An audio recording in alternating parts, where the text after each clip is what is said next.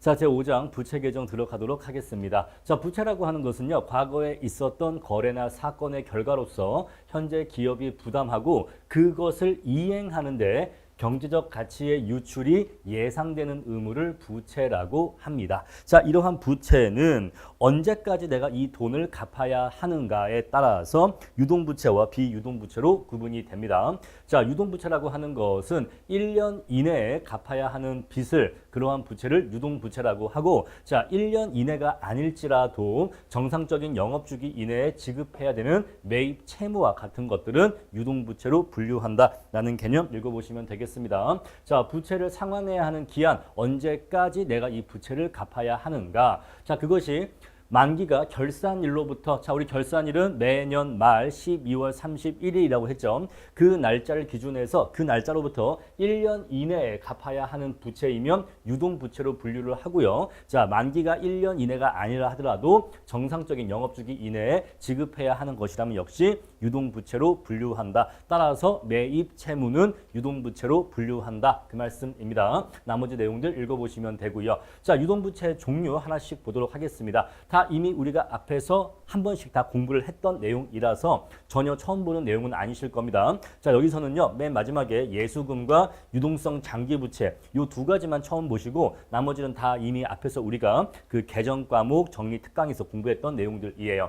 자, 일반적인 상거래에서 내가 어떤 물건을 샀는데 거기에 대한 대금을 아직 지급하지 않았으면 우리 그것을 매입 채무라고 하는데, 이 매입 채무 안에는 어음을 써줬냐 아니면 어음을 쓰지 않고 그냥 외상이냐에 따라서 외상 매입금과 지급 어음 이 두 가지로 구분이 됩니다. 자, 그래서 이 둘을 묶어서 매입 채무라고 해요. 자, 다음에 내가 금융기관으로부터 빌린 돈을 우리가 차입금이라고 하는데, 자, 이것을 내가 만기가 1년 이내예요. 상환 기일이 1년 이내입니다. 내가 결산일로부터 1년 이내에 갚아야 하는 빌린 돈 차입금을 단기 차입금이라고 하고요. 자, 다음에 일반적인 상거래 이외에서 발생한 채무를 미지급금이라고 합니다. 자, 내가 빵 공장을 운영하고 있는데 빵 기계를 사왔어요. 근데 이 빵 기계 가격을 아직 지급하지 않았습니다. 우리 이것을 미지급금이라고 해요. 자, 그리고 내가 종업원들을 고용해서 빵을 만들게 했습니다. 자, 그런데 이 사람이 일한 지 15일이 지났어. 일한 지 15일이 지났으면 내가 아직 이 사람한테 월급을, 급여를 주지 않았지만 사실 이 사람에게는 15일치의 급여가 발생했습니까? 발생했죠. 내가 아직 급여를 입금하지 않았을 뿐이지 내가 어떤 사람을 고용해서 15일 동안 일을 시켰으면 15일치의 급여는 사실, 그러한 급여라는 비용은 이미 사실 발생을 한 겁니다. 자, 우리 이것을 미지급 비용이라고 해요. 자, 발생한 비용인데 내가 아직 지급하지를 않은 거죠. 자, 내가 어떤 부동산, 사무실을 임차해서 쓰고 있는데 월세를 후불로 낸다고 칩시다. 자, 그러면 내가 이 사무실을 쓴 지 15일이 지났을 때 내가 아직 임차료를 지불하지는 않았지만 15일치 임차료라는 비용이 발생을 했죠. 발생했는데 내가 아직 내지 않았을 뿐이죠. 우리 이것을 미지급 비용이라고 합니다. 자, 미지급금과 미지급 비용을 혼동하시면 안 돼요. 자, 다음에 선수금 보겠습니다. 자, 선수금은 일반적인 상거래에서 일부를 미리 받는 것을 선수금이라고 해요. 자, 내가 빵 회사를 운영하고 있는데, 자, 빵을 내가 100만 원어치를 팔기로 했습니다. 누가 나한테 빵을 100만 원 주문했어요. 나는 근데 이 사람이 노쇼, 뭐 펑크 낼까봐 두려우니까 한 30만 원 정도 먼저 좀 계약금을 입금해 주세요. 그럼 내가 빵을 100만 원어치 만들어서 납품을 할게요. 라고 이렇게 할 거 아니겠습니까? 자, 이런 식으로 30만 원 정도 일부 미리 받는 돈을 선수금이라고 해요. 다음에 선수 수익은 내가 누구한테 부동산을 빌려줬습니다. 자, 월세를 선불로 받고 부동산을 빌려줬어요. 자, 그러면 만약에 내가 한 달치 월세를 미리 받았는데 날짜가 15일이 지났다라고 한다면은, 자, 15일은 나의 수익이지만 나머지 15일치는 아직 내 수익이 된 게 아닙니다. 내가 먼저 받았을 뿐이지 뒤에 있는 뒷부분 15일치는 아직 나의 수익은 아니에요. 내가 먼저 받기는 했지만 아직 내 수익이 되지 않은 것을 선수 수익이라고 합니다. 자, 여기까지는 이미 앞에서 다 봤던 것들이고요. 다시 한 번 더 반복한 것뿐이고요. 자, 이제 이 두 가지 새롭게 말씀드리겠습니다. 자, 예수금이라고 하는 것은요. 회사가 일시적으로 받아놓은 금액을 얘기하는데 가장 대표적으로 어떤 게 있냐면 자, 우리 회사가 직원을 고용하면 그 직원의 급여 중에 일부 퍼센트를 떼서 국민연금이라든가 건강보험 이런 것들 명목으로 그 보험료의 일부를 뗍니다. 우리 이것을 원천징수라고 하는데 자, 여러분들의 월급이 생각보다 적은 이유가 뭐냐면 그 세전 월급에서 그러한 원천징수를 떼고 나머지 세후를 주기 때문에 우리가 뭐 연봉 얼마다라고 하는 거랑 실제로 내가 받는 거에는 차이가 있는 거예요. 자, 이런 식으로 기업은 국가에 내야 될 건강보험이나 국민연금 이런 것들을 원천징수를 해서 떼어놓습니다. 만약에 100만 원이 월급인데 월급이 100만 원인데 그중에 그러한 것들이 5만 원이다라고 한다면은 100만 원 중에서 5만 원을 떼서 나머지 95만 원만 종업원에게 급여로 지급을 합니다. 그럼 이 5만 원은 어떻게 할까요? 기업이 꿀꺽 먹을까요? 아니죠. 기업이 갖고 있죠. 갖고 있다가 국민연금이나 건강보험을 내야 될 때 그걸로 냅니다. 자, 갖고 있는 돈이지만 내가 갖고 있지만 내가 잠시 보관하고 있지만 이 돈 내 거예요? 아니죠. 자, 기업의 입장에서 항상 생각하셔야 돼요. 방금 제가 내 거예요 라고 할 때 나가 누구예요? 바로 그 기업이야. 기업. 자, 그 기업이 종업원들로부터 그 급여의 일부를 떼서 국민연금, 건강보험 이런 걸 내려오고 5만 원 갖고 있어. 근데 이 5만 원은 내가 갖고는 있지만 내 거예요? 아니죠. 국민연금, 건강보험 낼 돈이죠. 우리 이것을 예수금이라고 해요. 그래서 회사가 일시적으로 받아놓은 금액을 예수금이라고 하는데 대표적으로 원천징수세가 있다. 여러 가지 세금들을 원천징수해서 기업이 갖고 있다가 나라에 납부하는 그러한 돈을 예수금이라고 한다라는 것이고, 자, 유동성 장기 부채는 뭐냐면 이런 거예요. 자, 만약에 우리가 만기가 2.6년 뒤에 갚기로 한 부채가 있어요. 그러면 걔는 유동부채예요? 비유동부채예요? 비유동부채죠. 만기가 1년 이상이니까 1년을 넘어가니까 우리 그런 것들은 원래 비유동부채입니다. 자, 그런데 이렇게 볼게요. 1년, 그 다음에 이렇게 6개월, 1년, 6개월. 처음에는 비유동부채였었습니다. 처음에는 2년 반 뒤에 갚을 거니까. 자, 근데 1년이 지났어요. 1년이 지나면 이제 얘 만기가 얼마가 되는 거죠? 1년, 0.5년. 역시 아직도 상환 기일이 1.5년 남았습니다. 그럼 아직도 비유동부채야. 그렇죠? 자, 그런데 1년이 더 지나. 그럼 얘는 이제 6개월 뒤에 갚아야 되는 부채가 됩니다. 자, 그러면 얘가 뭘까요? 유동부채일까요? 유동부채가 되긴 한 거야. 그런데 원래는 얘가 비유동부채였죠. 그죠? 원래는 비유동부채였는데 자, 점차 시간이 지나서 만기일이 1년 이내로 가까워지다 보니까 유동부채가 된 거잖아요. 우리 이런 것들을 유동성 장기부채라고 해요. 아시겠죠? 원래는 장기부채였어. 원래는 장기부채였는데 얘가 이제는 가까운 시일 내에 갚아야 하는 부채가 됐으니까 유동성, 마치 유동부채와 같은 장기부채가 된 거죠. 우리 이것을 유동성 장기부채라고 합니다. 자, 그래서 원래는 장기부채였는데 이렇게 만기가 가까워져서 1년 이내에 갚아야 되는 부채가 되면 우리 얘를 유동성 장기부채라 한다라는 것이에요. 아시겠죠? 자, 이렇게 개정 과목들 정리했습니다. 자, 여기에 대해서는요. 유동성 장기부채에 대해서는 뒤에 본문에서 한 번 더 언급이 되기 때문에 거기서 한 번 더 설명을 드리겠습니다. 자, 하나씩 보죠. 매입 채무. 자, 외상 매입금 이런 것들을 뭐 외상 매입금 나와 있으니까 읽어보시면 다 아실 겁니다. 자, 판매업을 영위하는 민주는 상품 10만 원을 외상으로 구입했다라고 합니다. 자, 구입 시와 지급 시에 분계를 하시오. 자, 상품 10만 원 외상으로 구입했으면 일단 뭐가 들어왔죠? 상품이 들어왔겠죠. 자, 상품 구입 시에는요. 차변에 상품이라고 하는 것이 10만 원 들어왔을 겁니다. 자릿수 간단하게 쓸게요. 자, 그리고 대변에는요. 어떤 부채가 생겼죠? 외상 매입금이라는 게 생겼죠. 자, 여기다가 외상 매입금이라고 해도 되고 매입 채무라고 해도 됩니다. 아시겠죠? 자, 늘 말씀드렸습니다만 자, 매입 채무라고 하는 것은 아마 뒤에도 나올 건데 미리 말씀드릴게요. 자, 매입 채무라고 하는 것은 외상 매입금과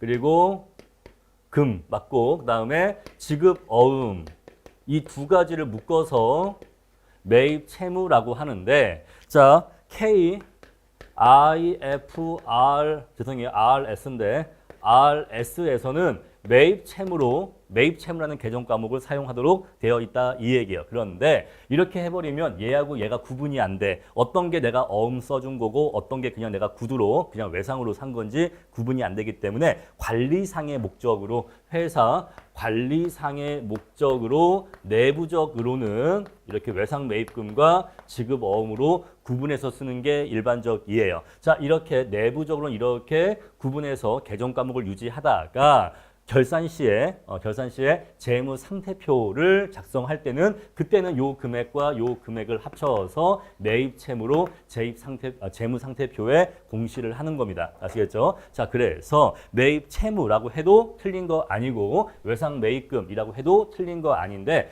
일단 우리가 공부를 할 때에는 구분을 해서 공부를 하도록 지금 교재가 만들어져 있으니까 구분을 해서 이렇게 외상 매입금이라고 한 겁니다. 자, 다음에 이제 지급시 한대요. 자, 그러면 돈을 갚았죠? 자, 돈을 갚았으면 이제 부채가 없어지겠죠? 그럼 이제 외상 매입금이 이쪽으로 오면서 부채가 없어지는 겁니다. 자, 우리 양팔저울 원리 말씀드렸죠? 자, 어떤 항목에 대해서 반대편에 그 항목에 어떤 그 액수를 쓴다고 하는 것은 얘를 이렇게 상쇄시켜서 없앤다는 걸 의미한다라고 말씀드렸어요. 자, 이렇게 해서 외상 매입금 부채 없어지면서 자, 대변에 대신 뭐가 나가죠? 현금이 나가는 거죠.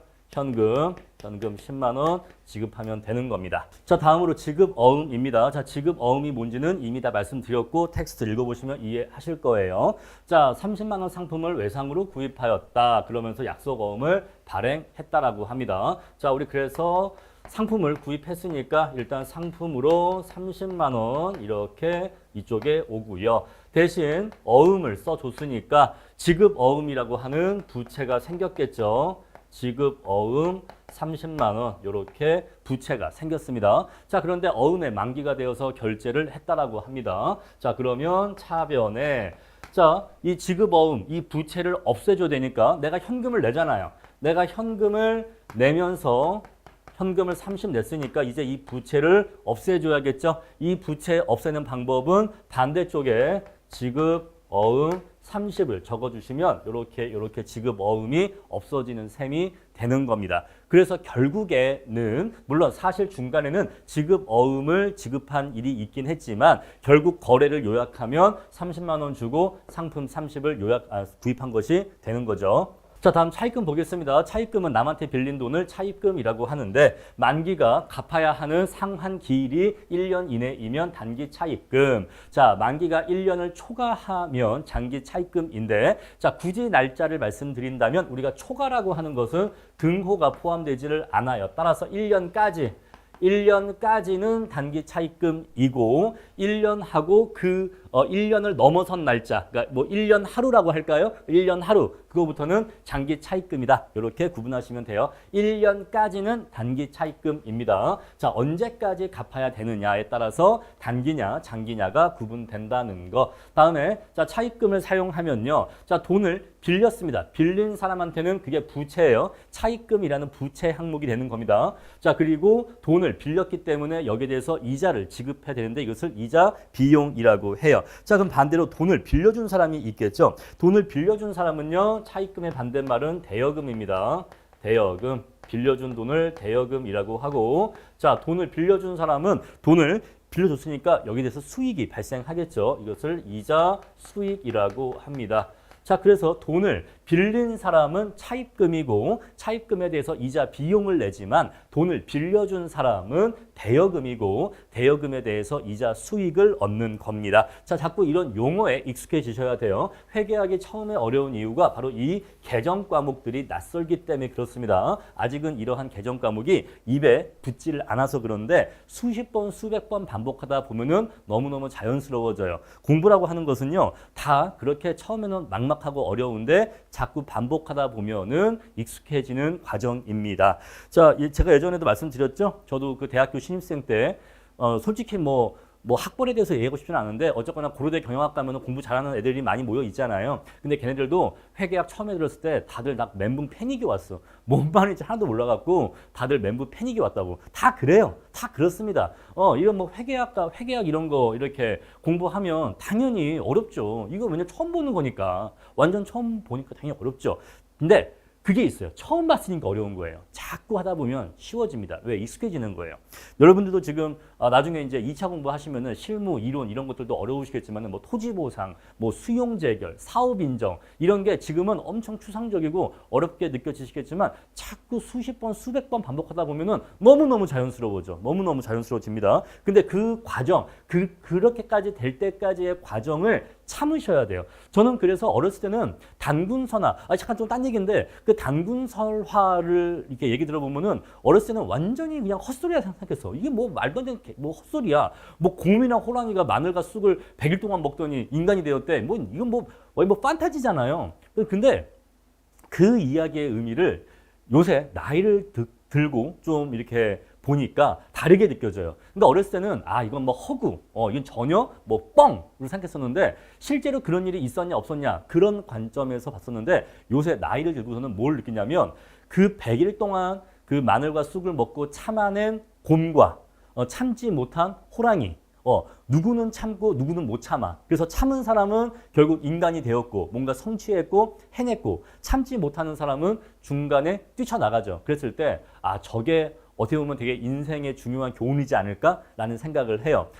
힘들고 앞이 보이지 않고 캄캄하고 고통스럽고 괴로운데 저 과정을 견뎌내는 사람들이 있고 저 과정을 견뎌내지 못하고 중도에 뛰쳐나가는 포기한 사람들이 있는데 결국 인생은 누가 성공하냐면 저렇게 끝까지 견디는 사람들이 성공하지 않을까 그런 생각을 요새는 단군선화 보면서 생각을 해요. 되게 뜬금없이 갑자기 단군 얘기를 했지만 저는 요새 그 얘기가 좀 다르게 느껴지더라고요. 자, 그 말씀 드리겠습니다. 자, 우리 개정 과목은 자꾸 하다 보면 익숙해진다. 처음에 너무 헷갈려요. 헷갈린 게 당연한 거예요. 누구나 다 처음에 헷갈려요. 아시겠죠? 넘어가겠습니다. 자, 그러면 돈을 빌려준 입장에서 생각해보자. 자, 대여금 이자 수익이라 한다. 뒤에 나오죠. 미리 같이 말씀드린 겁니다. 자, 우리 예제 보겠습니다. 자, 민주는 해승은행으로부터 사업자금 100만 원을 차입했다라고 합니다. 자, 결산일로부터 상환일이 1년 이내이니까 이것은 단기 차입금이 되겠죠.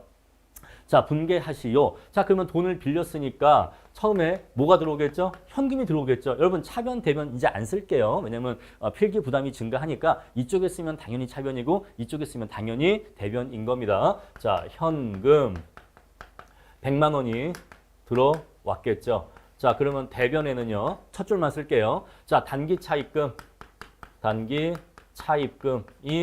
100만 원이 생겼을 겁니다. 자, 두 번째, 3개월 후에 차입금에 대해서 4만 원의 이자를 지급했다라고 합니다. 여러분, 이자를 지급하면 현금이 나갔겠죠? 항상 현금 먼저 생각하라 했습니다. 현금이 나갔을 거예요. 그러면 여기다가 현금 4만 원이 나갔겠죠. 자, 그러면 현금 왜 나간 거예요? 이자 비용 때문이죠? 이자 비용과 이자 수익 혼동하시면 안 됩니다. 자, 이자를 냈어요. 자, 만기가 되어서 차입금을 상환했다고 합니다. 자, 그때는요, 얘가 이쪽에 오고 얘가 이쪽에 오면 됩니다. 상환했으니까 현금 100만 원 내면서 단기 차입금 100만 원 부채 없애면 되겠죠. 자, 이렇게 분개하시면 되고요. 자, 다음으로 미지급금입니다. 자, 미지급금은 일반적인 상거래 이외의 거래에서 발생한 채무 중에서 아직 지급하지 않은 것을 미지급금이라고 합니다. 자, 우리가 어떤 거래에서 발생한 부채냐를 따져보셔야 되는데, 자, 일반적인 상거래가 있고 일반적인 상거래 이외의 거래라고 얘기하잖아요. 자, 그럼 대체 일반적인 상거래가 뭡니까? 그 회사의 주된 영업활동을 얘기하는 거예요. 자, 빵 회사가 있습니다. 자, 빵 회사가 있으면 빵을 사고 파는 게 일반적인 거래인 거예요. 아시겠죠? 그런데 빵 회사가 빵 공장 기계를 사고 팔거나 아니면 그 빵 공장 기계를 수리할 수리 부속을 사고 팔거나 하는 것들은 일반적인 상거래 이외의 거래인 겁니다. 아시겠죠? 그렇게 구분하시면 됩니다. 대체 그 회사가 뭘 사고 파는 회사인지를 그걸 보시면 돼. 오케이. 그렇게 정리하고요. 다음 거래를 자, 민중과 해승의 입장에서 분개하시오라고 되어 있습니다. 자, 민주는요, 해승으로부터 80만 원의 기계장치를 외상으로 구입하고 한 달 후에 대금을 지급했다라고 합니다. 자, 그러면 주식회사 민준의 입장에서는요, 기계를 외상으로 구입했으니까 일단 기계장치가 들어왔겠죠. 기계장치 80만 원이 들어왔을 거고, 자, 외상으로 구입했으니까 미지급금이라는 부채가 발생했을 겁니다. 자, 그런 다음에 한 달 뒤에 대금을 지급했으니까 이렇게 하고 이제 한 달이 지났겠죠. 자, 그러면 미지급금 80을 이쪽에 오면서 얘가 없어지고 현금 80이 나가면 되는 겁니다. 어렵지 않죠? 자, 다음에 해승입니다. 주식회사 해승. 해승은요. 자, 기계를 팔았죠. 기계를 팔았으면 기계라고 하는 것이 나갔습니다. 내가 갖고 있던 기계 장치가 80만 원짜리 나가고 대신 나한테는 미수금이라고 하는 자산이 생기게 돼요. 미수금 80. 아직 돈을 못 받았죠. 자, 그리고 이제 돈을 받았으니까 미수금이 이렇게 오면서 미수금이 이제 없어지면서 현금이 이렇게 80이 들어오게 될 겁니다. 이렇게 분개하시면 됩니다. 자, 다음으로 선수금 보겠습니다. 자, 선수금은 상거래에서 미리 받은 계약금을 선수금이라고 합니다. 자, 우리가 어떠한 물건을 거래할 때 그중에 물건 대금의 일부를 먼저 받을 때 그것을 선수금이라고 하고 받은 사람은 선수금인데 낸 사람은 선급금이라고 해요. 아시겠죠? 선수금은 아직 내가 물건을 주지 않았는데 돈만 먼저 받은 거니까 부채 계정이고 자, 반대로 이 돈을 낸 사람 입장에서는 자, 내가 돈을 먼저 냈으니까 저건 내 거니까 이거는 선급금은 자산 계정입니다. 나의 자산 계정이에요. 자, 그래서 받은 사람은 부채이지만 낸 사람은 자산 계정이다. 자, 그래서 받은 사람은 선수금이라고 하고 먼저 낸 사람은 선급금이라고 해요. 아시겠죠? 자, 이렇게 해서 자, 우리가 선수금을 받았다라고 하면은 현금 얼마가 일단 들어오겠죠. 그러면서 부채, 선수금이라는 부채가 이렇게 생기게 됩니다. 다음에 자, 우리 예제 볼게요. 민준과 해승 입장에서 분개하시오라고 요구하고 있어요. 자, 먼저 민준의 입장에서 분개를 해보죠. 자, 민준은 해승에 10만 원 상품을 매출하기로 약속하고 자, 팔기로 하고 현금 3만 원을 계약금으로 먼저 받았다라고 합니다. 자, 그러면 현금 3만 원이 일단 들어왔을 겁니다. 그렇죠? 자, 그리고 뭐가 생긴 거죠? 3만 원 먼저 받았으니까 부채가 생긴 거죠. 선수금이라는 부채가 생긴 거예요. 선수금이라는 부채가 생긴 겁니다. 여러분들 이해하시기 편하시게 여기 이렇게 부채라고 적어 드릴게요. 자, 그런 다음에 나중에 잔액 7만 원을 현금으로 받고 상품을 인도했다고 합니다. 자, 그러면 상품을 줬겠죠? 상품을 준 거예요. 얼마치 줬겠죠? 당연히 10만 원어치 상품을 줬겠죠. 자, 그리고 대신 뭘 받은 거예요? 현금 7만 원 받았습니다. 현금 7만 원 받았어. 그럼 나머지 3만 원은요? 3만 원은 먼저 받았잖아요. 따라서 여기서의 3만 원은 요 선수금 3만 원 부채를 없애줘야겠죠. 나 이제 너한테 물건 보냈다. 물건 보냈으니까 내가 너한테 빚지고 있던 요 부채 없앨게 라고 해서 얘가 이 자리에 이렇게 오면 되는 겁니다. 선수금 3만 원이 이렇게 오면서 얘가 이렇게 없어지는 거죠. 아시겠죠? 자, 다음에 해승을 볼게요.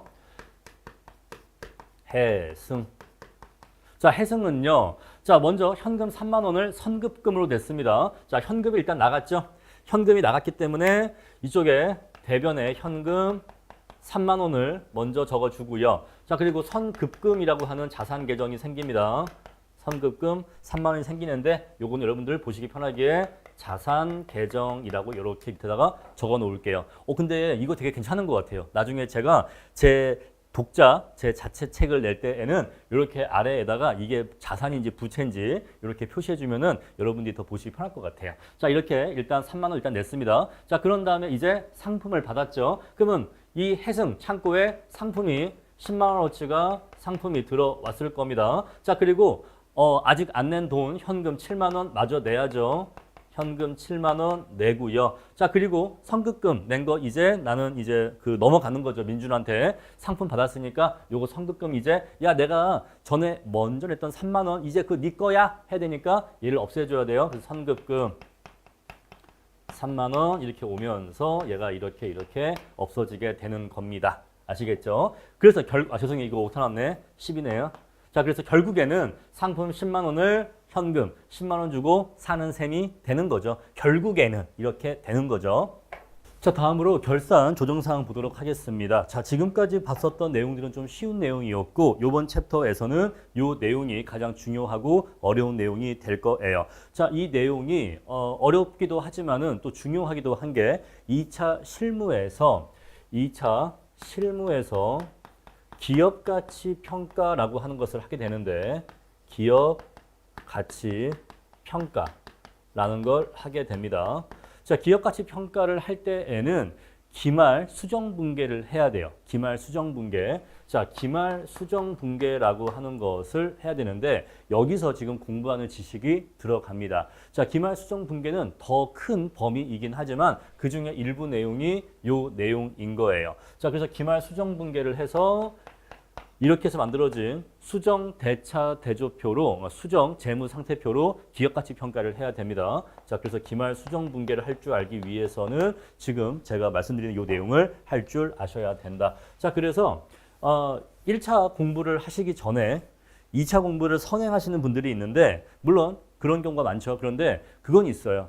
회계학을 공부하지 않으면 회계학을 모르는 상태에서는 2차 실무와 이론 공부에 한계가 있습니다. 그러니까 몇몇 논점들은 이 회계학적 지식이 굉장히 필요하기 때문에 이걸 모르면 아예 할 수가 없어요. 자, 회계학을 몰라. 회계학을 모르는데 2차 실무에서 기말 수정 분계를 어떻게 강사가 강의를 하고 수강생을 이해시키겠습니까? 불가능한 얘기예요. 그래서 2차 선행은 어디까지나 1차 베이스가 필요하다. 그래서 이러한 필요한 지식들은 반드시 1차에서 공부를 하셔야지만 2차 내용도 습득하실 수가 있는 거예요. 자, 그리고 1차 면제자분들이 있는데 1차 면제자분들이 물론 일을 하시면서 공부를 하시다 보니까 합격률이 낮은 것도 있어요. 그런데 합격률이 낮은 또 하나의 이유가 뭐냐면 1차 면제자이다 보니까 1차 공부를 안 했죠. 1차 공부를 안 했다 보니까 2차만 공부하니까 부럽다, 편하다라고 생각할 수도 있지만 1차에서 이러한 지식들을 공부를 했어야지만 2차를 더 제대로 이해할 수가 있는데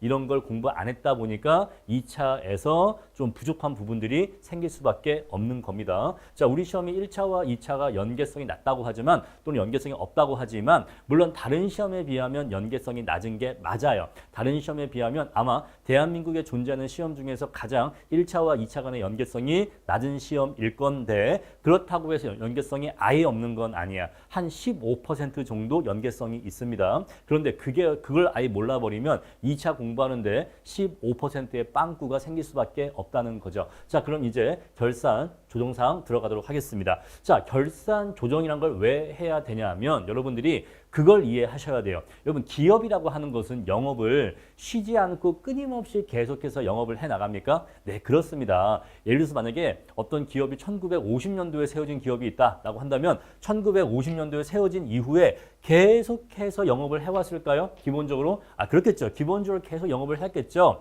그래서 사실 기업의 영업은 끊임이 없이 흘러갑니다. 마치 우리가 강물이 끊임이 없이 연속적으로 계속해서 강물이 흘러가는 것처럼 강이 흐른다라고 하는 것은 끊임없이 계속해서 물이 흘러가는 것을 얘기해요. 마찬가지로 기업의 영업도 회사가 생긴 이후에 끊임없이 계속해서 연속적으로 기업의 경영이 이어집니다. 기업의 영업활동이 이어진다 이 얘기예요. 그런데 우리가 그렇다고 해서 1950년도에 장사를 시작한 기업한테 요새 장사 잘 돼? 지금 재무 상태가 어때? 또는 손해 그죠? 이번 달에 죄송해요. 이번 연도에 올린 이익이 얼마야? 너 그동안 장사해서 돈 얼마 벌었어? 이거를 50년치, 70년치를 기다렸다가 볼 수는 없잖아요. 우리는 그래서 인위적으로 날짜를 자를 수밖에 없어요. 자, 그래서 기업의 영업 활동은 계속 이렇게 이어지지만 우리는 인위적인 기간 단위로 이 시간을 잘라서 볼 수밖에 없다. 자, 그래서 얘가 뭐 이렇게 이런 식으로 1년 단위로 회사의 경영 성과와 재무 상태를 파악할 수밖에 없는 거예요. 그래서 자, 1월 1일에서부터 12월 31일까지 요게 1년이잖아요. 그럼 요게 만약에 X 1년이다라고 한다면 X 1년에 1월 1일 날 재무 상태가 어떤지 그리고 12월 31일 날 재무 상태가 어떤지 요걸 요렇게 비교해 보면 너 X 1년 동안에 경영 성과가 이 정도네 라고 하는 걸 파악할 수가 있는 거예요. 그렇죠? 마찬가지로 자, 이렇게 일단 잘라서 보고 그런 다음에 또 그 다음 연도 1월 1일에서부터 그 다음 연도 12월 31일까지 요때의 기업의 모습과 요때의 기업의 모습을 사진을 찍어서 여기 빼기 이거 하면 그죠? 이거 빼기 이거 하면 또 이 X2년도의 경영 성과를 파악할 수가 있는 겁니다. 그냥 우리가 아주 단순화해 보자고요. 자, 회사의 금고가 있는데 회사의 금고에 1월 1일 날 재무 상태표라고 합시다. 자, 회사의 금고에 돈이 얼마나 있냐? 이것을 이 회사의 재무 상태라고 아주 단순하게 얘기해 봅시다. 자, 처음에 10만 원 들어 있었어요. 그런데 12월 31일 날 보니까 30만 원 들어 있었습니다. 너 그러면 1년 동안에 20만 원 벌었네? 이렇게 파악할 수 있을까요? 아주 단순화하면 그렇게 파악할 수가 있겠죠. 아, 너 1년 동안에 20만 원 벌었구나. 자, 그리고 그럼 이제 30만 원을 이제 다시 시작하겠죠. 그런 다음에 12월 31일 날 얘가 40만 원이 있더라라고 한다면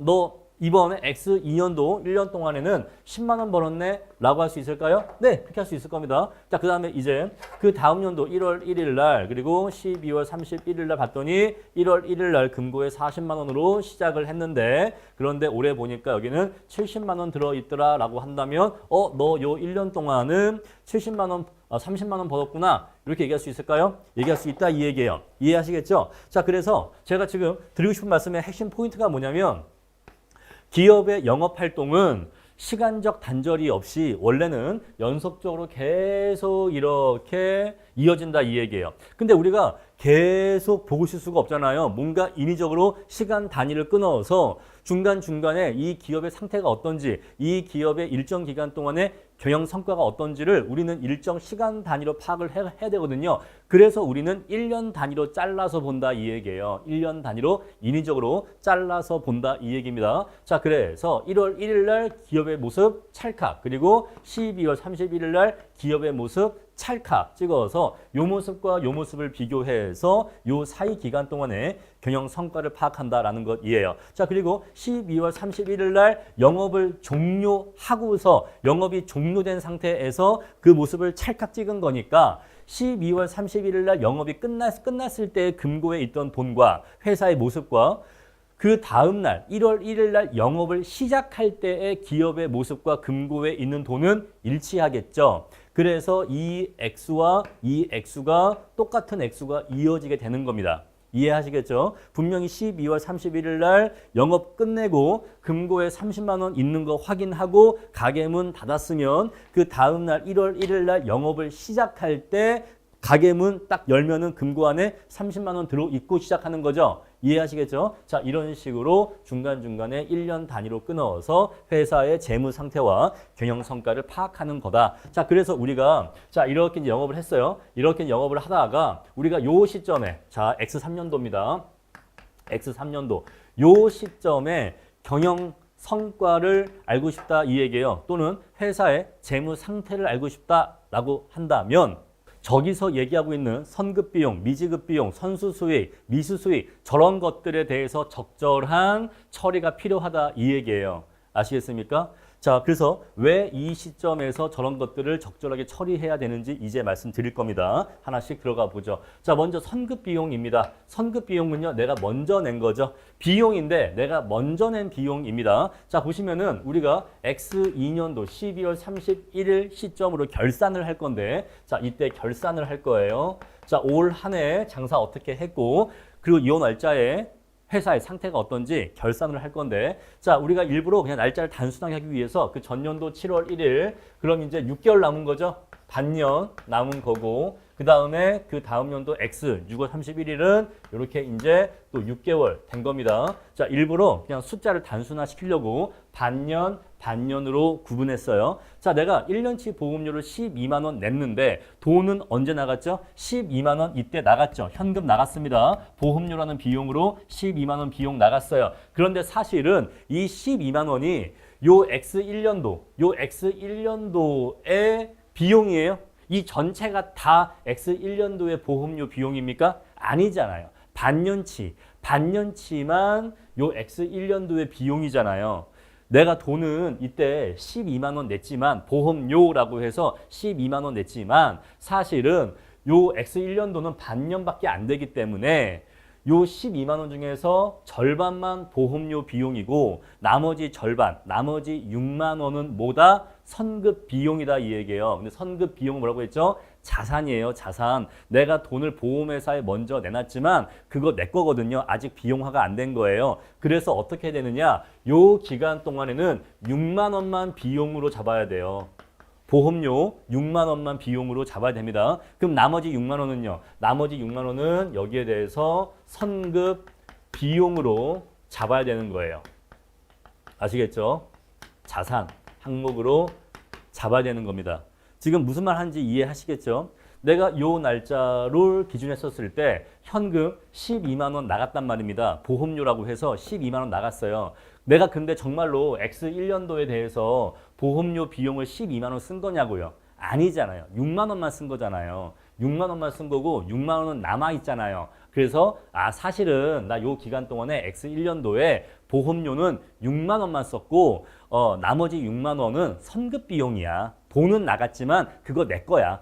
내가 돈은 미리 보험회사 냈지만 그거 6만 원 내 거야. 내 걸로 남아 있어. 요거 내 자산이야. 6만 원 아직 내 거야. 내 자산이야 라고 재무상태표에 표시를 해줘야지만 기업의 재무 상태를 올바르게 보여줄 거 아니겠습니까? 만약에 이렇게 안 하고 그냥 보험료로 12만 원 냈네 라고 하면은 너 현금 12만 원 그냥 줄었네, 너 보험료라는 비용으로 12만 원 썼네 하고 끝난다고요. 여러분 근데 이게 맞는 거예요? 너 X 1년도에 보험료로 12만 원 썼네? 이게 맞는 거예요? 아니면 두 번째 이게 맞는 거예요? 자, 두 번째 너 12만 원 보험료를 내긴 했지만 그중에서 사실 진짜 보험료 비용은 6만 원이고 나머지 6만 원은 선급 비용이라는 자산이네 라고 본 게 맞는 거예요. 후자가 맞는 거예요. 후자가 맞는 거니까 요거를 결산해서 조정해 준다 이 얘기입니다. 아시겠죠? 보험료 12만 원을 보험료 6만 원으로 줄여주고 나머지 6만 원은 선급 비용으로 잡아주는 것을 결산 조정이라 한다 이 얘기예요. 살살 이해가 되시죠? 다음에 두 번째 미지급 비용입니다. 자, 내가 돈을 빌렸어요. 100만 원 빌렸는데 1년 이자율이 12%입니다. 그러면 내가 1년에 내야 될 이자가 얼마죠? 12만 원이에요. 자, 근데 내가 돈을 이때 빌렸어. 7월 1일에 빌렸습니다. 그러면 내가 X 1년도에 발생한 이자 비용은 얼마입니까? 발생한 이자 비용은 12만 원이니까 6만 원입니다. 6만 원이겠죠? 자, 그런데 내가 이거 돈을 언제 이자를 내냐면 요때 1년 뒤인 요때 이자를 냅니다. 그러면 내가 돈은 언제 내냐면 이때 12만 원을 내요. 내 주머니에서 내 금고에서 현금 12만 원이 이때 나갑니다. 그러면 나는 이때까지 아직 내가 돈을 빌린 거에 대해서 내가 이자를 낸 적이 있어요? 없어요? 아직 이자를 안 냈죠. 나 그러면 이자 비용 안 생긴 거예요? 아니잖아요. 현금은 안 나갔지만, 그러니까 얘랑 반대죠. 얘는 현금은 나갔지만 아직 비용이 발생하지 않은 거고, 얘는요, 현금은 안 나갔지만 사실은 비용이 발생한 거죠. 이해하시죠? 자, 얘는 현금은 내년도 6월 30일 날 현금 이때 12만 원 나가겠지만 사실 이때에도 현금이 안 나갔을 뿐이지 이자 비용 6만 원은 발생한 겁니다. 그렇죠. 이자 비용 6만 원 발생한 거예요. 그래서 요 기간 동안에 사실은 현금은 나가지 않았지만 이자 비용 6만 원 발생했어 라고 알리는 게 올바르겠죠. 바로 그게 기업의 상태를 올바르게 보여주는 것일 겁니다. 자, 그렇게 수정해 주는 것을 얘기하는 거고, 다음에 선수 수익 볼게요. 자, 1년치 임대료를 먼저 받았다라는 것이에요. 자, 내가 누구한테 내 부동산을 빌려주고서 임대료를 받은 겁니다. 받았는데 돈을 이때 먼저 받았대요. 이때 24만 원을 먼저 받았습니다. 자, 그런데 그러면 X 1년도에 발생한 나의 임대료 수익이 24만 원인가요? 아니잖아요. 반년치니까 사실은 12만 원만 나의 수익이고, 그죠? 12만 원만 나의 수익이고, 나머지 12만 원은요, 나머지 12만 원은 선수 수익이라는 부채 항목이 되는 겁니다. 선수 수익이라는 부채 항목이 되는 거예요. 돈은 내가 먼저 받았지만 세입자가 내 건물을 6개월밖에 안 살았기 때문에 뒤에 6개월치는 내가 돈만 미리 갖고 있는 부채가 되는 겁니다. 선수 수익이에요. 자, 우리 그래서 보세요. 자, 1번 뭐냐면 나 올해 임대료 수익 24만 원 벌었어 라고 하는 게 올바른 거예요? 아니면 2번 자, 현금 임대료로 현금 24만 원 지금 들어왔지만 그 24만 원 중에서 진짜 X 1년도의 임대료 수익은 12만 원이고 나머지 12만 원은 내가 그냥 먼저 받은 나의 선수 수익이야, 부채야 라고 하는 게 올바른 거예요. 후자가 올바른 거예요. 그 얘기를 하고 있는 거고. 다음에 네 번째 미수 수익인데 자 이거는 누구한테 돈을 빌려준 겁니다. 100만 원을 12% 이자율로 빌려준 거예요. 근데 이 이자를 언제 받기로 했냐면 이때 12만 원 이자 받기로 했습니다. 나 그러면요 요때 나한테 내가 누구한테 돈을 빌려줘서 나한테 들어온 이자 수익 있어요 없어요? 현금은 없지. 현금은 없지만 수익이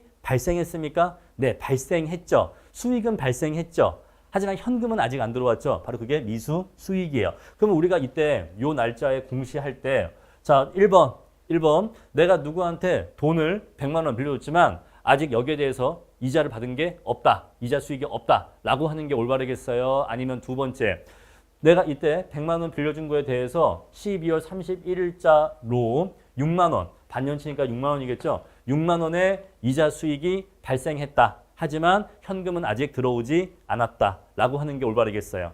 두 번째가 올바르겠죠? 오케이. 자, 그런 식으로 해서 자, 우리가 12월 31일자를 기준으로 해서 회사의 운영 상태를 결산할 때 이런 것들에 대해서 합리적인 조정이 필요하다 이 얘기예요. 아시겠죠? 자, 기본적인 개념 말씀드렸고 이제 우리 교과서 보면서 하나하나 항목씩 자세히 보도록 하겠습니다. 자, 먼저 선급 비용입니다. 자, 선급 비용은요. 자, 비용은 비용인데 내가 먼저 낸 비용이에요. 그래서 자, 내가 일단 전체를 이렇게 냈습니다. 전체를 이렇게 비용을 냈는데 내가 이 중에서 실제로 비용이 된 부분이 있고 아직 비용화가 안 된 부분이 있겠죠. 자, 그랬을 때 내가 이렇게 실제로 비용이 된 부분은 비용이에요. 말 그대로 비용입니다. 근데 아직 비용화가 안 됐다라고 하는 이 부분은 여기가 선급 비용이 되는 거예요. 선급 비용. 선급 비용은 자산입니다. 내가 돈을 먼저 낸 거니까 요거는 자산이에요. 자, 보험료가 가장 대표적인 사례입니다. 자, 우리가 보험료를 6개월치나 1년치를 한꺼번에 미리 내면 만약에 1년치 보험료가 여기서 얼마죠? 12만 원이네요. 자, 1년치 보험료가 12만 원입니다. 자, 그런데 지금 요 문제에서는 4개월 정도 4개월이네요. 자, 4개월이 지났다. 내가 자동차 보험에 가입한 지 4개월이 지났고 8개월이 남았다라고 해볼게요. 근데 내가 12만 원은 이때 이미 냈거든요.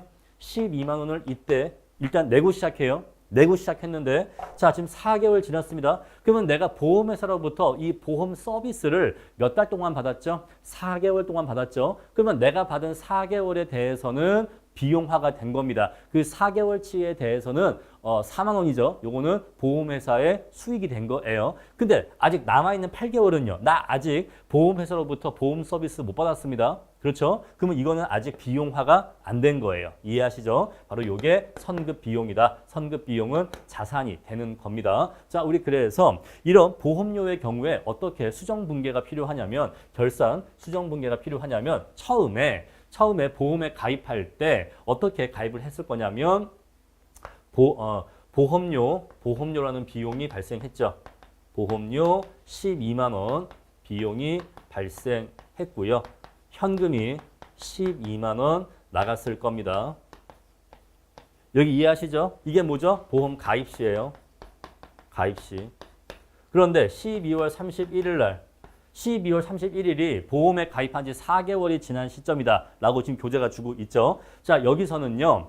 이 보험료 12만 원이 전체 비용이 아니잖아요. 그죠? 자, 요건 비용인데 이 중에서 4개월치만 비용인 겁니다. 그래서 4개월치만 비용으로 남기고 나머지 8개월치는 비용으로 하면 안 돼요. 그래서 보험료 8만 원을 이렇게 캔슬합니다. 캔슬의 의미죠. 반대편에 쓴다. 이 말은 캔슬의 의미예요. 회계에서는. 그래서 내가 보험료 12만 원 처음에 비용 처리했는데 이 중에서 진짜 비용은 4만 원만 비용이거든. 그래서 8만 원은 캔슬할게. 8만 원 캔슬합니다. 여러분 12만 원 비용 처리했는데 8만 원 캔슬하면 남아있는 보험료 얼마죠? 보험료 비용이 4만 원인 거예요. 아시겠죠? 12만 원 비용 중에서 8만 원 캔슬하면 남아있는 보험료라는 비용은 4만 원만 남아있는 겁니다. 이렇게 해서 4만 원만 비용화시키는 거예요. 아시겠죠? 이렇게 8만 원 캔슬함으로써 4만 원만 비용화시키는 거고 그럼 이 캔슬한 8만 원 이거 어떻게 할 건데요? 자, 이 캔슬한 8만 원은요. 나의 선급 비용이에요. 선급 비용이라는 나의 자산 항목으로 대체할 겁니다. 이렇게 하는 거예요. 아시겠죠? 자, 내가 보험 가입할 때 12만 원 현금 내면서 보험 가입했고 요걸 그때 전부 다 비용 처리했었는데 결산 시점에서는 사실 4개월밖에 지나지 않았거든요. 그러면 이 중에서 4개월치만 보험료 비용이기 때문에 나머지 8만 원은 캔슬 처리하는 겁니다. 아직 비용화가 안 됐으니까 4만 원만 비용 처리하고 나머지 8개월치는 캔슬 처리하고 이 8만 원 캔슬 처리한 거는 선급 비용이라는 자산 항목으로 대체한다라는 것이에요. 자산 항목으로 대체한다. 그럼 나중에 새해가 됐고 이제 또 8개월이 지났다라고 해볼게요. 자, 8개월 지났습니다. 그럼 이제 그때는 어떻게 분개하는데요? 그때는요. 선급 비용이 이제 없어지는 거죠. 내가 요 시점으로부터 이제 8개월 지났어요. 그럼 내가 이 8개월 동안에 보험회사로부터 보험 서비스 받았겠죠? 받았으면 이제 그 8만 원 보험회사 너 그 8만 원 이제 니네 수익으로 해도 돼. 오케이 나 이제 이거 비용 처리할게. 나 니네한테 그동안 8개월 동안 보험 서비스 받았거든. 그러니까 이제 그 8만 원 이제 너의 수익으로 하고 난 이제 그거 나의 비용으로 할게 하는 거예요. 자 그럼 이제 8개월 지났어요. 8개월 지났어. 그럼 요 시점에서 어떻게 분개한다? 자 선급 비용 이쪽에 오고 이제 선급 비용 자산 없애줘야죠. 없애줘야 되니까 이렇게 8만 원 이쪽에 오고 그런 다음에 보험료라는 비용 다시 잡아주는 겁니다. 보험료 8만 원 비용 다시 잡아주는 거예요. 이해하시겠죠? 자 그러면 선급 비용 없어지고 요거 없어지고 결국에는 1년 동안에 현금 12만 원 내고 1년 동안 보험 서비스 이용한 거죠. 이렇게 이해하시면 됩니다. 자, 이제 개념 다 이해하셨을 테니까 너무 장황하게 길게 설명하지 않을게요. 자, 계속해서 이제 이러한 논리입니다. 자, 다음으로 미지급 비용 보겠습니다. 자, 미지급 비용은 발생했는데 내가 아직 내지 않은 걸 얘기하죠. 자, 교과서가 주고 있는 사례는 어떤 사례냐면 X 1년도 12월 1일 날 이렇게 해볼까요?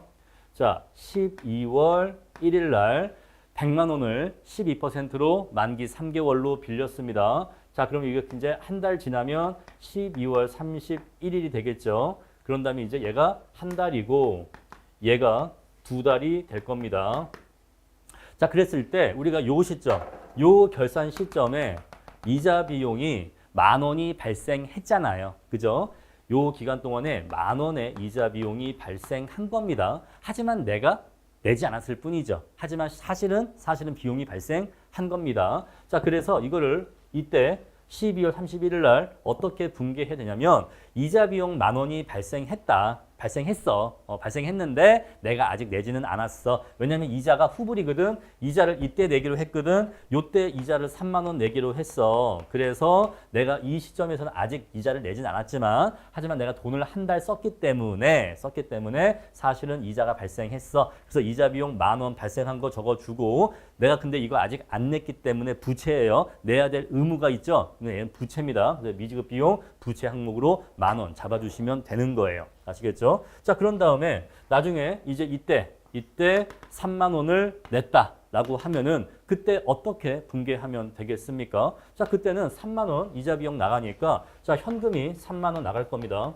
현금 3만 원 나가겠죠? 여러분 항상 현금 먼저 생각하세요. 자, 요 시점에서 어떤 분개를 할 거냐? 현금 3만 원 나갈 겁니다. 자, 그리고 요 기간 동안에 이자 비용 얼마죠? 2만 원이죠. 그러니까 이자 비용 2만 원 적어주시고요. 이자 비용 2만 원 적어주시고 미지급 비용 10,000원 요거 부채 없애줘야 되니까 이 자리에 미지급 비용 해서 10,000원 이렇게 해주면 되는 거예요. 돈을 3만 원 이자 비용 낼 때는 이렇게 분개 처리해 주시면 되는 겁니다. 그러면 현금 3만 원 내면서 두 달치 이자 비용도 내고 미지급 비용 부채도 없애면 되잖아요. 그러면 결국 3개월 동안 돈 빌려서 이자 비용 3만 원 현금으로 낸 셈이 되는 겁니다. 자, 다음 선수 수익입니다. 자, 수익인데 먼저 받은 수익이에요. 자, 1년치 임대료를 미리 받았다. 우리 이것을 선수 수익이라고 합니다. 자, 교과서의 사례는요. 9월 1일 날 임대 계약 맺었다라고 되어 있잖아요. 자, 그래서 얘가 9월 1일이고 여기가 12월 31일이다 하면은 9, 10, 11, 10이니까 얘가 4개월이에요. 얘가 4개월이고 얘가 8개월입니다. 자, 그래서 1년분 임대료가 24만 원이니까 한 달에 2만 원이니까 자, 얘가 8만 원인 걸 알 수가 있고 여기가 16만 원인 걸 알 수가 있어요.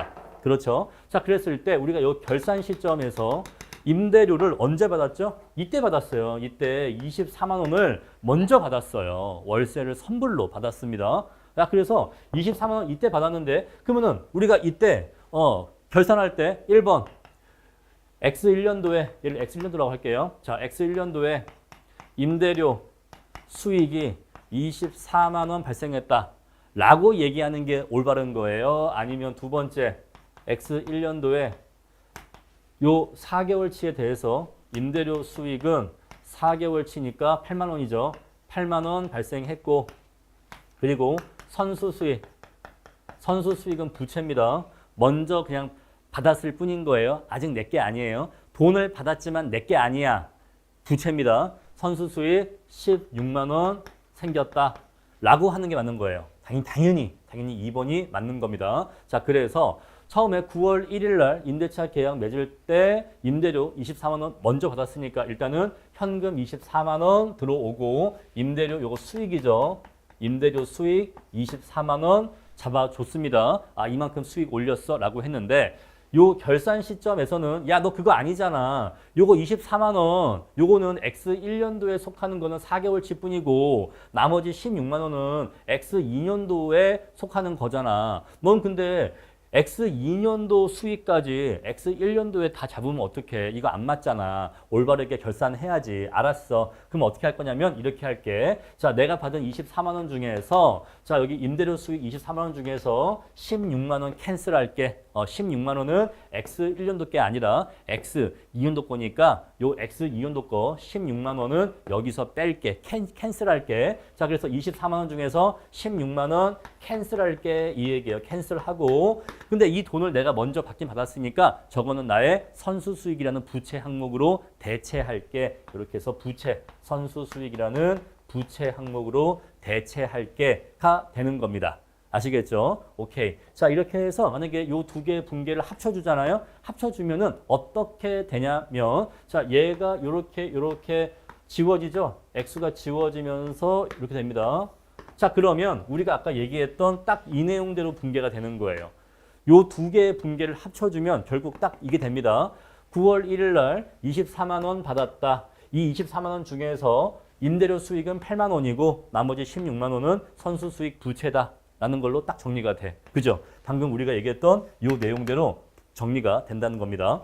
자, 다음에 미수수익입니다. 자, 수익이 발생했는데 아직 내가 받지 못한 겁니다. 우리 이것을 미수수익이라고 해요. 자, 교과서에서는요, 내가 돈을 빌려줬는데 아직 이자를 받지 못한 것을 얘기하고 있어요. 자, 이렇게 또 그림을 그려보면은 얘가 12월 1일이고 얘가 12월 31일입니다. 자, 만기가 3개월이니까 얘가 1월달, 2월달, 2월 28일 이렇게 한번 해볼게요. 그럼 얘가 1개월이고 얘가 2개월이잖아요. 그렇죠? 자, 그래서 한 달치 이자가 10,000원씩이니까 우리가 요때 돈을 빌려줬습니다. 근데 이자를 언제 받기로 했냐면 이자를 이때 받기로 했어요. 3만 원 이때 받기로 했습니다. 자, 그러면 요 결산 시점에서는 나는 이자 수익이 한 푼도 없는 건가요? 자, 1번. 이자 수익이 한 푼도 없다. 이자 수익이 한 푼도 없어. 내가 이때 누구한테 돈을 100만 원 빌려주긴 했는데 아직 나 이자 수익 한 푼도 없어 라고 얘기하는 게 맞는 거예요? 아니면 나 한 달치 이자 수익 생겼어. 아직 내가 받지는 못했지만 저 사람이 내 돈을 한 달치를 썼기 때문에 저 사람은 나한테 한 달치 이자를 지급해야 될 의무가 있고 난 그걸 받을 권리가 있어. 그래서 이자 수익 한 달치는 생겼어. 그게 10,000원이야. 생겼는데 자, 이게 이자 수익이기는 한데 아직 내가 이 돈을 못 받았어. 못 받은 이자 수익 10,000원이라서 미수 수익 10,000원이 생겼어 라고 하는 게 올바르겠어요. 당연히 이게 기업의 상태를 더 정확하게 알려준다 이 얘기예요. 아시겠죠? 오케이, 그 얘기입니다. 자, 그래서 이렇게 결산 수정 분계해서 자, 이자 수익이 있는데 아직 못 받았어도 미수 수익으로 잡아주라는 겁니다. 미수 수익으로 잡아주라는 거예요. 자, 이렇게 해서 유동부채 다 말씀드렸고 이제 이어서 비유동부채 들어가도록 하겠습니다. 자, 비유동부채는요.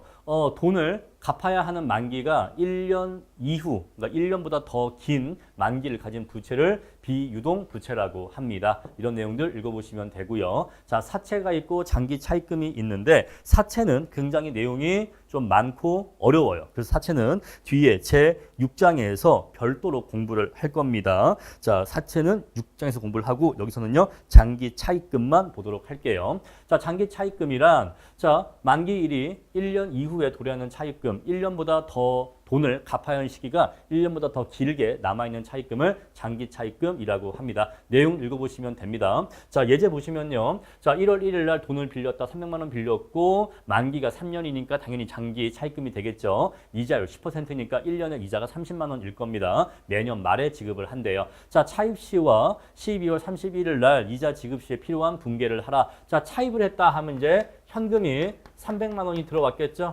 현금 300만 원 들어오면서 장기 차입금이 300만 원이 생겼겠죠.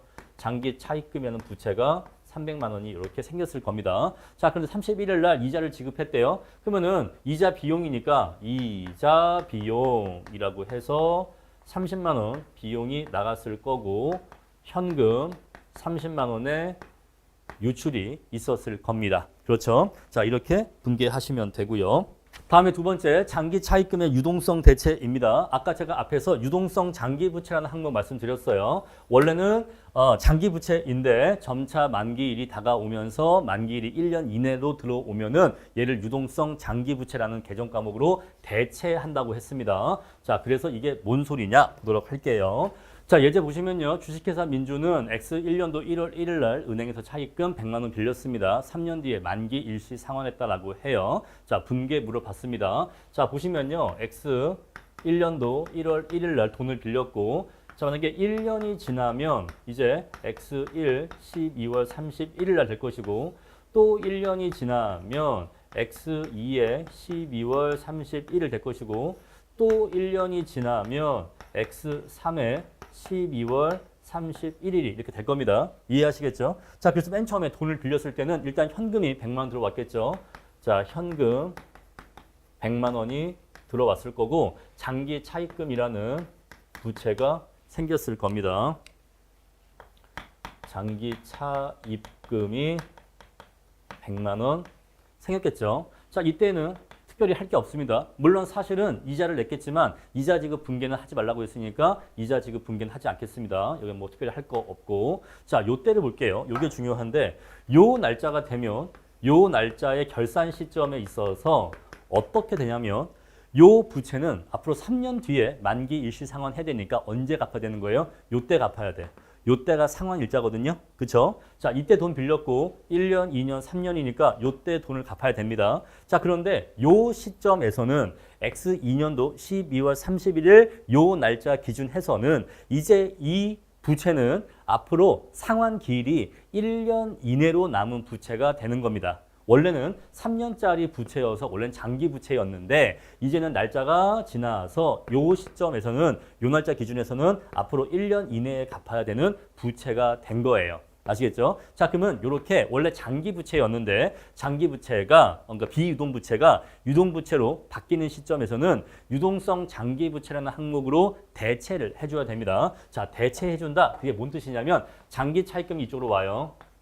장기 차입금이 이쪽으로 오면서 이쪽에다가 유동성 장기 부채라는 항목으로 이렇게 100만 원을 잡아줍니다.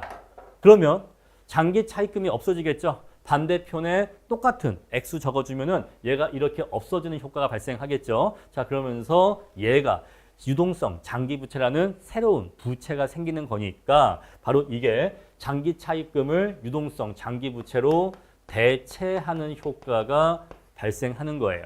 아시겠죠? 자, 이렇게 해주면 이제 재무상태표에 장기 차입금이란 건 없어지고 대신 뭐가 생긴다? 바로 유동성 장기 부채 100만 원이 생긴다 이 얘기예요. 다른 부채 항목으로 바꿔주는 겁니다. 더 이상 얘가 장기부채가 아니기 때문에 이제는 유동성 장기부채로 바꿔주는 거예요. 아시겠죠? 자, 이때는 만기가 1년 이상 남았지만 이제 요 시점부터는 만기가 1년 이내이기 때문에 유동성 장기부채 항목으로 바꿔주는 겁니다. 자, 그런 다음에 이제 X3년도에 갚겠죠? 갚으면 이제 현금이 나갈 거예요. 현금 100만 원 지출하면서 부채를 갚겠죠. 그러면 이제 이 부채도 없어지는 거예요.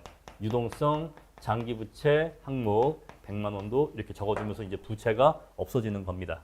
아시겠죠? 그래서 결국 100만 원 빌렸다가 결국 100만 원 갚는 걸로 끝나는 거예요. 자, 이렇게 유동성 장기부채 항목으로 대체한다. 그럼 이걸 왜 바꿔주냐라고 하면은 의사결정자들한테 알려주는 거죠. 자, 너 원래 장기부채가 이만큼이 있었어. 너 원래 장기부채가 이만큼이 있었거든. 그런데 이제 시간이 지나니까 점차 만기일이 다가오잖아. 다가와서 이제는 이것들 중에서 시간이 지나서 유동성 장기부채, 조만간 갚아야 되는 장기부채, 원래 장기부채였지만 조만간 갚아야 되는 장기부채가 이제는 이만큼이 생겼네. 그래서 얘는 이제 요만큼이 이제 없어지고 대신 유동성 장기부채가 이만큼 생겼으니까 갚을 준비해라고 알려주는 거예요. 아시겠죠? 너 원래 이때 이렇게 돈 빌릴 때는 한참 뒤에 갚을 줄 알았지? 근데 시간이 지나니까 그것들도 이제 만기가 돌아와서 전체 장기부채 중에서 요 정도는 이제 조만간 갚아야 되는 금액으로 돌아왔어. 그러니까 요 금액은 갚을 준비하고 있어 라고 알려주는 개념이에요. 아시겠죠? 그래서 유동성 장기부채 항목으로 대체한다라는 것이에요. 자, 그럼 제5장 연습 문제 같이 풀어보겠습니다. 1번. 자, 다음 설명에 맞는 유동부채 항목을 괄호 안에 써 넣으시라고 물어봤습니다. 자, 일반적인 상거래에서 발생한 외상 매입금과 지급 어음인데 요거 두 개를 합쳐서 우리가 매입 채무라고 했죠. 1번 적어주시면 되고요. 자, 두 번째, 일반적인 상거래 이외에서 발생한 채무입니다. 자, 일반적인 상거래 이외에서 발생한 채무니까 우리 요거는 미지급금이 됩니다. 아직 돈을 주지 않은 거죠. 자, 일반적인 상거래에서 발생한 선수액은 자, 내가 돈을 먼저 받은 거니까 요거는 먼저 받은 거니까 선수금이 됩니다. 요거 4번. 용어가 굉장히 헷갈려서 잘 판단하셔야 돼요. 다음에 4번. 수입의 출처가 불분명하여 임시적으로 처리를 위한 현금 수령에 자, 돈이 들어왔는데 대체 이거를 어떻게 처리해야 될지 아직은 불분명합니다. 자, 우리 이거 아직 공부 안 했는데 문제는 나왔어요. 그래서 말씀드리면 가수금이라고 합니다. 가수금. 일단은 돈을 받기는 했는데 일단 임시적으로 받아놓은 돈이란 뜻으로 이해하시면 되겠어요. 자, 금융기관으로부터 당좌 차월액과 1년 이내에 상환할 차입금은 빠른 시일 내에 단기에 갚아야 되니까 우리 요거는 단기 차입금이라는 개정 과목으로 처리하시면 됩니다. 다음 2번입니다. 자, 다음은 회계 사건별로 정리한 거라고 나와 있어요. 가장 옳지 않은 것 물어보고 있습니다. 자, 1번 보시면요. 상품을 인수, 인도 전에 대금을 지급 또는 수령했다고 합니다. 자, 아직 물건은 오가지 않았는데 돈이 일부 먼저 지급된 거예요. 자, 우리 한번 빵 회사를 한번 가정해 보죠. 자, 빵 회사가 있고, 자, 구매자가 있습니다. 자, 그래서 구매자가 빵 회사로부터 빵을 100만 원어치 매입하기로 했는데 그중에 대금을 30만 원을 먼저 보냈어요.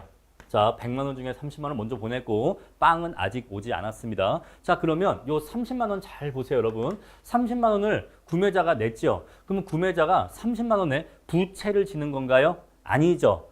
요 30만 원은 구매자의 뭐죠? 자산이에요. 자산입니다. 돈은 먼저 갔지만 그거 내 거야. 그거 아직 내 거야. 왜? 내가 아직 빵을 못 받았으니까 그거 아직 네 돈 아니다. 그거 아직 네 수익 아니야. 그거 아직 내 거다. 해서 요거는 자산이에요. 자산. 자, 반대로 빵 회사는요. 30만 원 받았지만 요거 내 거예요? 아니잖아요. 내가 빵을 지급해야 될 의무를 지는 겁니다. 그래서 얘는 부채예요. 부채.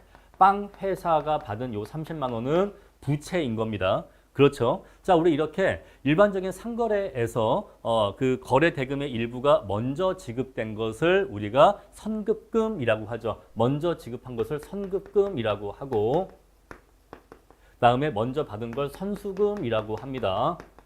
자, 그러면 요 30만 원 누가 채권자고 누가 채무자이냐? 얘가 권리가 있는 거죠. 그죠? 이 30만 원에 대한 권리가 얘가 있는 겁니다. 얘가 채권자예요. 얘가 채권자. 자, 빵 회사는요, 돈은 받았지만 요거 부채로서 갖고 있는 거죠. 요게 채무자예요. 채무자.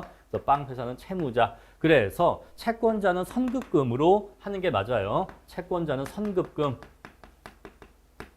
다음에 돈을 받은 빵 회사는 채무자니까 요거는 선수금으로 처리하는 게 맞습니다. 그래서 개정 과목이 틀렸고요. 다음에 2번 볼게요. 자, 1년치 임차료를 선지급 또는 임대료를 선수했다고 합니다. 자, 우리 임대인이 있고 임차인이 있어요.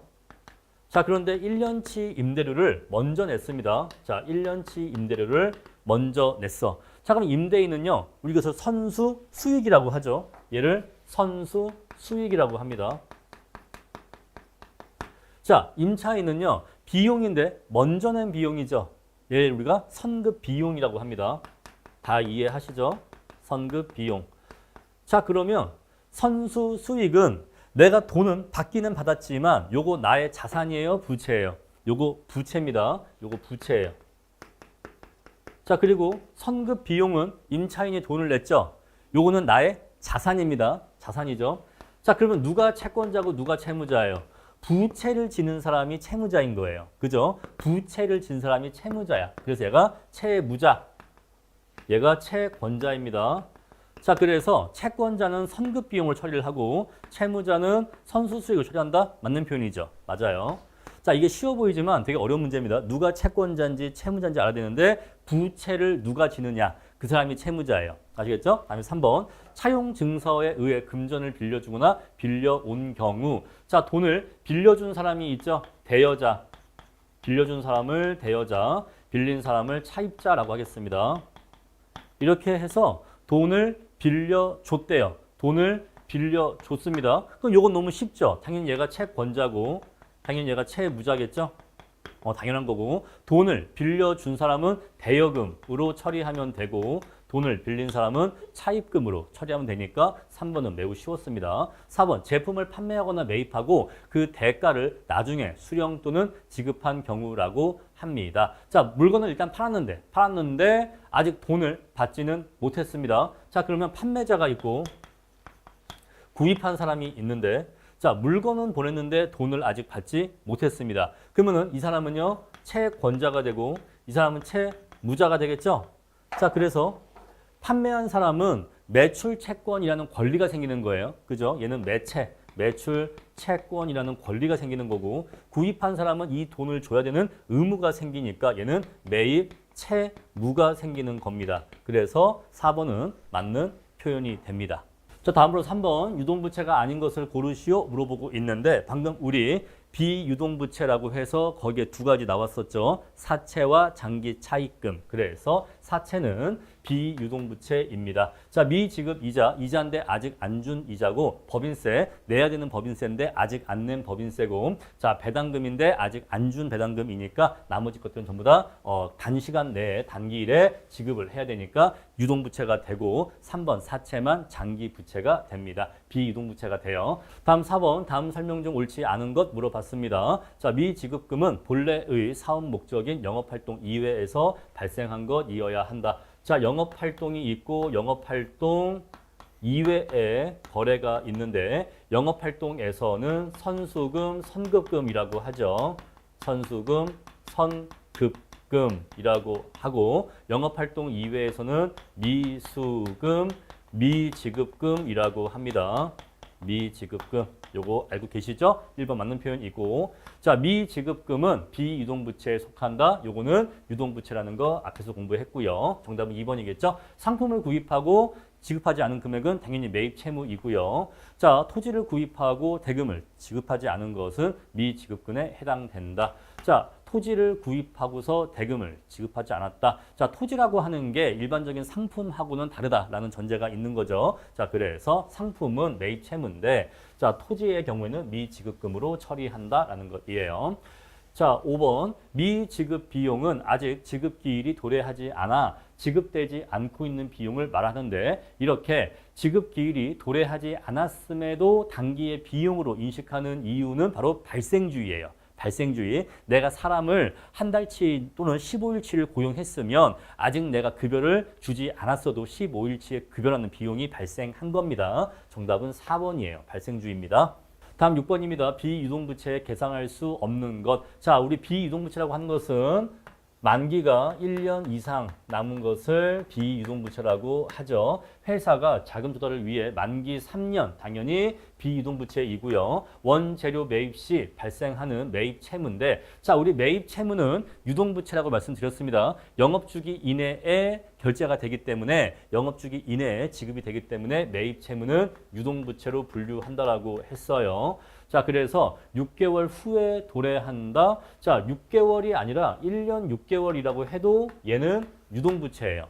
아시겠죠? 매입 채무는 정상적인 영업주기 이내에 결제가 되기 때문에 유동부채이다. 자, 그래서 지금 문제에서는 6개월이라 했기 때문에 1년 이내라서 당연히 유동부채로 보이겠지만 심지어 얘가 1.6개월이라고 해도 1년 반이라고 해도 그래도 이게 정상적인 영업주기 이내면 당연히 유동부채인 겁니다. 아시겠죠? 다음에 3번 상품을 구입하면서 2년 만기니까 당연히 장기부채이고요. 다음에 4번 종업원의 퇴직 시 지급되는 퇴직금에 대비하여 설정하는 충당금인데 자, 요거는 나중에 기본 강의 가서 해당되는 내용 나왔을 때 그때 더 말씀드리겠습니다. 일단 지금은 요거는 비유동부채이다 라는 것만 말씀드리고 넘어가도록 할게요. 요거는 오래가는 부채다. 일단 그 정도 말씀만 드리고 자세한 내용은 기본 강의 가서 말씀드리겠습니다. 다음에 7번입니다. 자, 다음은 주식회사 민준의 차입금 관련 자료인데 날짜별 회계 처리 중 틀린 거 물어봤습니다.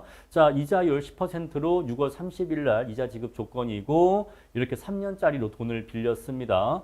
자, 그랬을 때 돈을 7월 1일 날 빌렸는데 6월 31일 날 이자를 지급하니까 이자가 후불이라는 거 알 수가 있어요. 자, 그럼 일단은 돈을 빌렸으니까 3천, 장기 차입금 3천. 맞죠? 이거 맞는 표현이고 다음에 12월 31일 날에는 이자 비용 반년치가 발생했다고 보는 게 맞지요. 그래서 이자 비용 1,500 잡아주고 미지급 비용 1,500 부채 잡아주는 게 맞습니다. 자, 그 다음 연도 6월 31일 날에는 이자 비용 300을 내면서 현금 300이 나가는데 요건 틀렸죠. 3번이 틀렸죠. 3번이 왜 틀렸죠? 이자 비용 150 나갑니다. 이자 비용 150 잡히면서 여기에 또 뭐가 와야 돼요? 미지급 비용이 이쪽으로 와야 돼요. 여기 그래서 미지급 비용 150을 잡아줘서 이렇게 잡아줘서 요 미급지용 150을 없애줘야 됩니다. 냈잖아 이제 월세를. 월세인가요? 이자구나, 이자. 이자를 냈잖아요. 그렇잖아요. 자, 이때는 내가 이자 비용이 발생했는데 내가 아직 안 내고 있으니까 일단 부채가 생긴 거죠. 나 이자 내야 되는데 아직 안 내고 있어가 되지만 이때 냈잖아요. 냈으면 이것도 숫자가 틀렸네. 이거 3인데 숫자가 이거 오타입니다. 교재 이거 오타죠? 이거 오타예요, 여러분. 3천만 원 아니고 300만 원입니다. 자, 그래서 300만 원 냈잖아요. 냈으면 나 그때 잠정적으로 내가 부채로 잡아놓은 요 미지급 비용 이제 이거 없어지는 겁니다. 없어져야 되니까 요거 이렇게 없어 주시면 되는 거예요.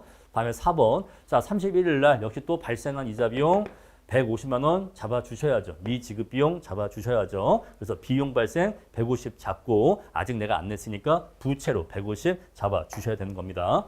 다음 8번입니다. 다음에 거래를 알맞게 분개한 것은 하고 물어봤어요. 자, 급여 지급일에 총 급여 150만 원 중에서 근로세, 주민세, 건강보험료, 국민연금 등등을 차감한 잔액을 현금으로 지급했다. 자, 요거 다 합치면 얼마예요? 7만 원, 7천 원, 만 원, 2만 원과 10만 원, 10만 7천 원이네, 그죠? 10만 7천 원. 자, 근데 급여가 150만 원인데 10만 7천 원 빼고 나면은 나머지 현금은 139만 3천 원이겠네요. 그죠? 자, 그래서 이렇게 이제 지급했다라는 것입니다. 자, 그러면 법인의 입장에서, 회사의 입장에서는요, 급여로 150만 원 지급을 한 겁니다. 그죠? 급여로 150만 원 지급을 한 거예요. 요거 비용이죠. 비용 항목으로서 급여라는 비용 150만 원 쓴 건데, 자, 나간 현금은 얼마죠? 나간 현금은 139만 3천 원 나간 거예요. 그럼 나머지 10만 7천 원은요, 요거는 종업원의 급여에서 원천 징수한 거죠. 원천 징수해서 따로 떼서 회사가 갖고 있습니다. 어떻게? 부채 항목으로 예수금이라는 부채 항목으로 갖고 있어요. 갖고 있다가 요거는 직접 국가에 이렇게 납부를 한단 말입니다. 그래서 예수금으로 이렇게 처리를 하시면 돼요. 이런 식으로 하나하나 처리할 필요 없이 그냥 예수금으로 묶어서 처리하면 됩니다. 자, 정답은 그래서 2번이 정답이 됩니다. 자, 이렇게 해서 제 5장까지 강의 마치겠습니다.